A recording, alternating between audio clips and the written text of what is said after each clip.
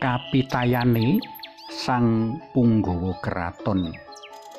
Panglimbang 5 menit dina Senin Pahing tanggal 31 Maret taun 2020 kapethik saka Injil Yohanes bab 4 ayat 43 tekan ayat 54. Ora ana wong mentala nyumurupi wong kinasihe nandhang lara apa meneh lara kang abot lan abot banget alias nuwun sewu sekarat.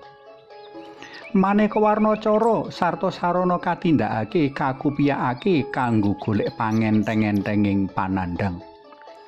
Wong rila ngurbanake apa wae enggo ora wegah kedungsang-dungsang ketung ngendi-endi saperlu ngupadi tabib pengpengan amrih warasi wong kinasih.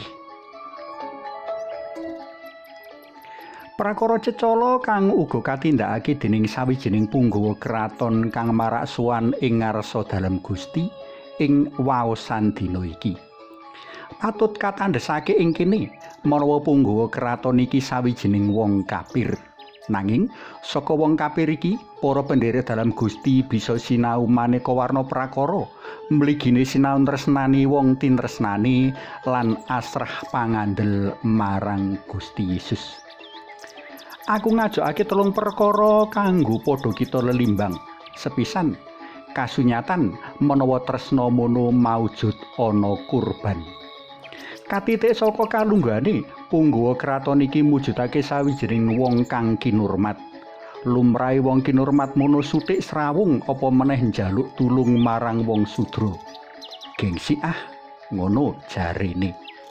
Nanging demi kasarasan anak kinasih kang nandhang lara abot, dheweke ikhlas lukar pangaji diri minangka wong kinurmat saperlu nemoni Gusti Yesus kang amung sawijining tukang kayu. Dheweke ora isin marani Gusti Yesus. Iki sawijining pangorbanan kang ora gampang. Dheweke uga rila kedungsang-dungsang saka kutha Kapernaum menyang kutha Kana wujudake tresnane marang anak kinasihe amrih ora tiwas. Kapindho, percaya mono tuhu ing dawuh. Rikala punggawa kraton iki nyuwun supaya Gusti rawuh ing omahe lan numpangake astane amrih lelara anake lunga.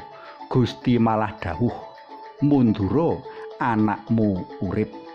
Kamangka kapercayan jaman semono ngandhakake menawa wong nambani mono kudu teka lan demok utawa numpangake tangane marang sing ditambani.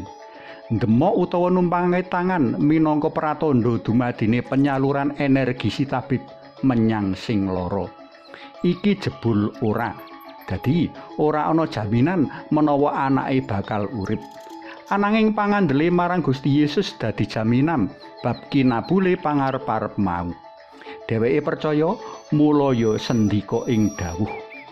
Jarak antara kutha Kapernaum Kana kang doe 30 km rinasa adoh banget jroning kemrungsung kepengin nyumurupi bukti nyatane pangandika dalem Gusti.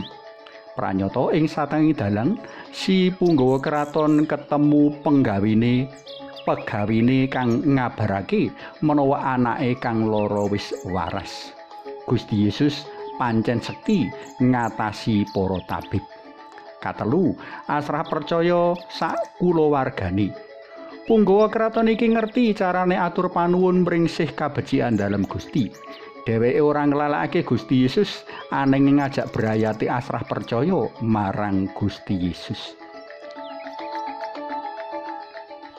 Para setresna PLM kinasih, piye?